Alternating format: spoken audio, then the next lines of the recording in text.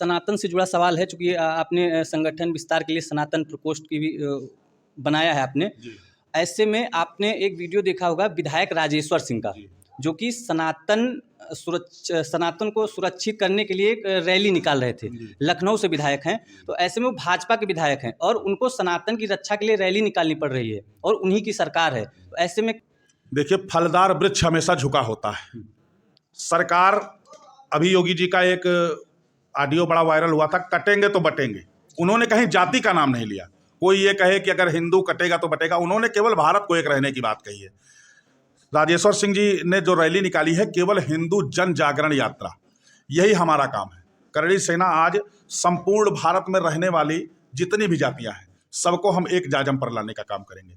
आज बांग्लादेश का हाल देख रहे हैं आप, गाजा का हाल देख रहे हैं, इजराइल का हाल देख रहे हैं।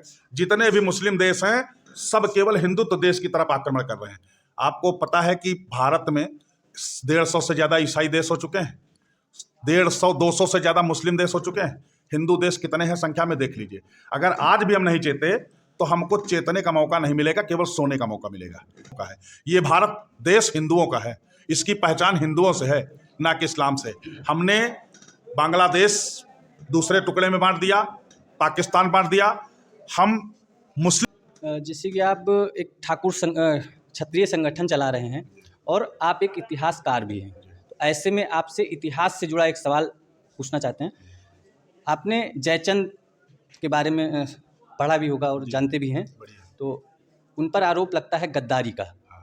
इसके पीछे का क्या कारण है? बढ़िया सवाल किया आपने। पहली चीज तो बता दें, जयचंद कभी गद्दार था ही नहीं, ये गलत पढ़ाया गया। इतिहास में आपको हमने पहले भी आपके एक बार आपने और डिबेट ली तो उसमें बताया था कि ठाकुरों का इतिहास हमेशा कटने, मरने और भारत देश को रक्षित सुरक्षित करने का रहा है।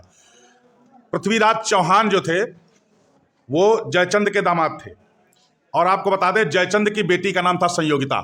संयोगिता पृथ्वीराज चौहान से प्रेम करती थी। संयोगिता की शादी कहीं तय थी, लेकिन वो मन ही मन में पृथ्वीराज चौहान को प्रेम करती थी।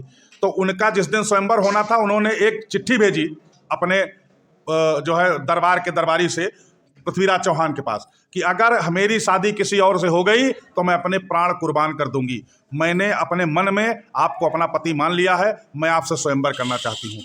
पृथ्वीराज चौहान को जब ये खबर पता चली तो स्वयंवर हो रहा था जयचंद की बिटिया संयोगिता का, पृथ्वीराज चौहान पहुंचे और संयोगिता को भरे स्वयंवर से उठा करके लेके चले आए, उनसे शादी कर ली। ये बात जयचंद को नागवार गुजरी। इसलिए जयचंद जब ऐसी घटना हो गई तो जयचंद ने पृथ्वीराज चौहान को अपना दुश्मन मान लिया, और दुश्मन मानने के बाद पृथ्वीराज चौहान को हराने के लिए जयचंद ने गौरी से हाथ मिला लिया।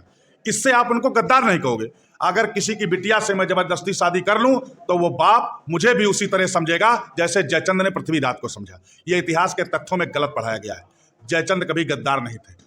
आपके द्वारा अच्छी जानकारी दी गई है, इसके बारे में अभी पता भी करेंगे, चूंकि ऐसा कहीं पे पढ़ाया भी नहीं गया है और किसी इतिहासकार के द्वारा कहीं दर्शाया भी नहीं गया है, और किसी भी बुक में भी इसके बारे में कोई चर्चा भी नहीं की गई है। ऐसे में आप जो बोल रहे हैं इसके बारे में जानकारी की जाएगी। बहुत एक बात कह दूं, बिल्कुल।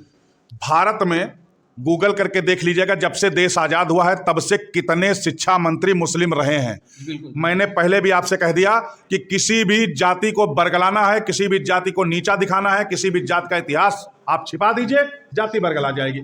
ये हमारे जो है इतिहास से, हमारे जो है सनातन से छेड़छाड़ की गई। उसी हमारे साथ में भाजपा के वरिष्ठ नेता और बनी कोडर तृतीय से जिला पंचायत सदस्य के उम्मीदवार विवेकानंद शुक्ला जी भी हैं। आज इनसे भी कुछ सवाल करते हैं। सर, आप पहला सवाल ये बताइए, आपकी पार्टी अक्सर जो है बांग्लादेश पर जो है टिप्पणी, आपके नेता आपकी पार्टी के टिप्पणी करते हुए देखे जाते हैं। ऐसे में सरकार आपकी है केंद्र में भी और कई राज्यों में भी, और आपके नेता अक्सर विपक्ष वालों से पूछते हैं कि बांग्लादेश पर आप क्यों नहीं बोल रहे हैं। सरकार आपकी है, आपको बोलना चाहिए और आपको एक्शन लेना चाहिए बांग्लादेश पर। इस पर कुछ बताइए आप। मैं बस आपको इतना ही बताना चाहता हूं कि मैं भाजपा का एक छोटा सा सदस्य हूं, और 2015 में मैं जिला पंचायत का सदस्य पद पर लड़के कुछ ही अंतराल वोटों से मैं हारा था जी। और तब से मैं आज तक अभी भाजपा का मंडल मंत्री, बूथ अध्यक्ष, और इस बार मैंने मंडल अध्यक्ष का पद भी दिया है लिख के। वो तो खैर संगठन का कार्य है। और रह गया बांग्लादेश के बारे में, तो हमारे प्रधानमंत्री जी हर एक एक पल पल की खबर उनके रडार में है। मैं इतना ही कहना चाहता हूँ, मैं पार्टी का एक छोटा कार्यकर्ता होने के नाते पार्टी जो कर रही है हमारे क्षेत्र में दिख रहा है, जो जैसा करेगा समय आने पे उसको वैसा मिले। अभी जो मंडल अध्यक्ष वाले चुनाव हो रहे हैं, इसमें भी पार्टी के जो उम्मीदवार हैं और जो नेता हैं उनके तालमेल में कमी आ रही है, इस पर भी कुछ बताइए। जैसे देखने को व्यक्ति के विचार अपने क्या हैं। हम संगठन में अगर मंडल अध्यक्ष हुए तो हम सोच रहे हैं कि हमारे एक कम 80 हमारे यहाँ बूथ अध्यक्ष हैं, उनको सब लोगों को एक बैनर के तले बैठा के उनकी समस्याओं का निराकरण करने का प्रयास मैं करूँगा। इससे पहले जो मंडल अध्यक्ष हुए या अभी होने आगे बाकी हैं, उनका विचार, उनका कार्य करने का क्या शैली होगी।